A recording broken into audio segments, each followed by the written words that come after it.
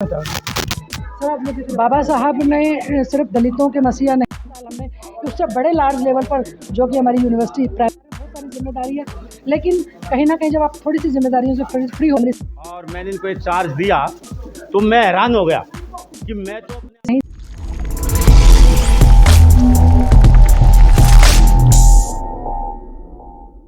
नमस्कार, मैं विजय कुमार पुनिया, आपका हमारे चैनल पर स्वागत है। मैं हूं इस वक्त दिल्ली यूनिवर्सिटी के अंदर हंसराज कॉलेज में। हमारे साथ सविता मैम है जो कि चेयरमैन है SC/ST टीचर एसोसिएशन की, और पूरा प्रोग्राम बहुत ही शानदार तरीके से किया, बच्चों को सम्मानित किया, पुरस्कार दिया गया। उन्हीं से जानते हैं कि महिला होते हुए आज के वक्त में आप देख रहे हो कि महिलाओं की हालत संविधान की वजह से सुधरे, लेकिन महिलाएं बाबा साहब को भी नहीं मानती और संविधान को भी फॉलो नहीं करती। तो क्या कहना चाहोगे? बाबा साहब ने सिर्फ दलितों के मसीहा नहीं थे। बाबा साहब ने सिर्फ हिंदू कोड बिल के तहत महिलाओं को जो अधिकार दिलाए, उसके बदौलत आज महिलाएं बहुत अच्छे पढ़ लिख सकी हैं और वोट डालने का उनको अधिकार है, और आज अच्छे पदों पर बैठी हुई हैं। तो महिलाओं को विशेष तौर पर जागरूक होने की ज़रूरत है। हम तो लोग कहते हैं कि बाबा साहब ने सिर्फ दलितों के शोषितों के लिए कार्य किया, लेकिन बाबा साहब ने सभी वर्ग के लिए काम किया, जिसमें महिलाओं के लिए विशेष तौर पर हिंदू कोड बिल के तहत व्यवस्था करी। और जहाँ पे पहले 40-40, 50-50 साल तक भी महिलाओं को वोट डालने का अधिकार नहीं होता, जब बाबा साहब ने संविधान लागू किया हिंदू कोड बिल के तहत, उन्होंने एक दिन के अंदर भारत की महिलाओं को वोट डालने का अधिकार दिया। तो महिलाओं को ये चीज़ समझते हुए बाबा साहब के मिशन में आगे आना चाहिए, और बाबा साहब के पे बैक टू सोसाइटी जो हमारा फ़र्ज़ बनता है वो हमें ज़रूर निभाना चाहिए। ना, आप वर्तमान में चेयरमैन बन चुके हैं, और आपसे जो पहले चेयरमैन थे, अब जो वर्तमान में आप चेयरमैन बने, आपको कैसा लग रहा है चेयरमैन बन के? और जो सीनियर थे आपसे पहले थे जो चेयरमैन, तो उनसे क्या आपको सीखने को मिला? देखिए जी, हमारे चेयरमैन नहीं, मैं तो सुप्रीमो सर कहूँगी, हमारे माननीय श्री रामकिशन पुनिया जी, जिन्होंने सन 1987 में इस मंच की स्थापना करी थी, और उन्होंने 40 वर्ष तक जो दर्जा है समाज में और जो एक मिसाल कायम करी है, तो हाँ, टीचर्स का मनोबल बढ़ाया है। अब सर रिटायर हो चुके हैं और मैं सर के साथ पिछले 10-12 साल से लगी हुई हूँ मंच में। अपने कार्यों से मैं सीखने की कोशिश कर रही हूँ। आज कहीं ना कहीं सर ने मुझे मंच की जिम्मेदारी, तो काफ़ी कुछ आप सीख भी चुके हो। नहीं, बिल्कुल सर का आशीर्वाद है, मार्गदर्शन है, और सर का इसी तरह आशीर्वाद और मार्गदर्शन मिलता रहा तो सर ने 2 साल से हमें फुल फ्लैश चेयरमैन बनाया। तो 2 साल से हम लगातार हमने बाबा साहब के मिशन को लेकर, हमने लास्ट ईयर भी प्रोग्राम किया था अपना गांधी आश्रम में किया था, उसमें भी हमारे कमीशन से हमने अंजुबाला मैडम को बुलाया था। और इस साल हमने उससे बड़े लार्ज लेवल पर जो कि हमारी यूनिवर्सिटी प्राइमरी से लेकर दिल्ली यूनिवर्सिटी तक की हमारी यूनियन है, सिर्फ नाम के लिए नहीं है। आज हमारी यूनियन का जो प्रोग्राम का डंका दिल्ली यूनिवर्सिटी के जो हंसराज कॉलेज में बजा है, उसका नज़ारा आपने आज खुद ही देखा कि कितनी भारी संख्या में टीचर्स और बच्चे आए हुए थे, और इतना शानदार प्रोग्राम रहा। तो सर का मार्गदर्शन और आशीर्वाद रहा, तो हम तो और आगे यूनियन को लेकर जाएंगे। और महिलाओं के लिए 2 शब्द क्या बोलना चाहोगे जो घर बैठे हैं?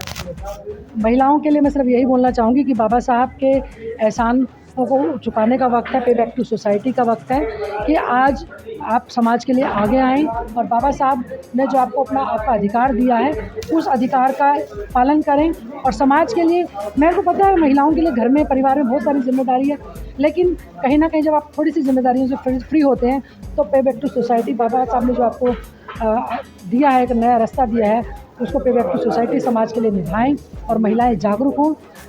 मैं यही कहूँगी कि हम तो हमारी, देखिए आज हमारी टीम में इतनी सारी हमारी पूरी टीम में सिर्फ ये हमारी अध्यक्ष हैं शिक्षा निदेशालय विकी सुनीता केम जी हैं, ये हमारी कार्यकारी अध्यक्ष हैं संगीता सिंह जी हैं, और पूनम सिंह जी आइए, ये हमारी पूनम सिंह जी हमने अपने एग्जीक्यूटिव मेंबर बनाया है, और संतोष राणा जी हैं हमारी MCD टीम में, और सुरेखा जी भी हैं, शुभलता जी भी, बहुत सारी जो हमारी फीमेल हैं।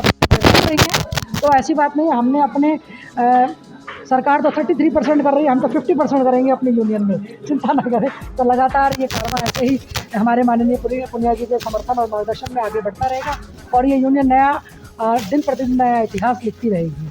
चलिए बात करते हैं संस्थापक से, जो SC/ST यूनियन बनाई थी आज से कई साल पहले। टाइम तो मुझे पता नहीं, साल मुझे पता नहीं, आप बताइए सर। इस यूनियन का गठन 11/7/1983 को किया गया था। उस समय इसका नाम अनुसूचित जाति जनजाति शिक्षक मंच दिल्ली था, लेकिन बाद में 13/4/1990 को मैंने दिल्ली विश्वविद्यालय में एक मीटिंग बुलाई, और मीटिंग बुला करके इसको प्राथमिक से विश्वविद्यालय स्तर तक कर दिया।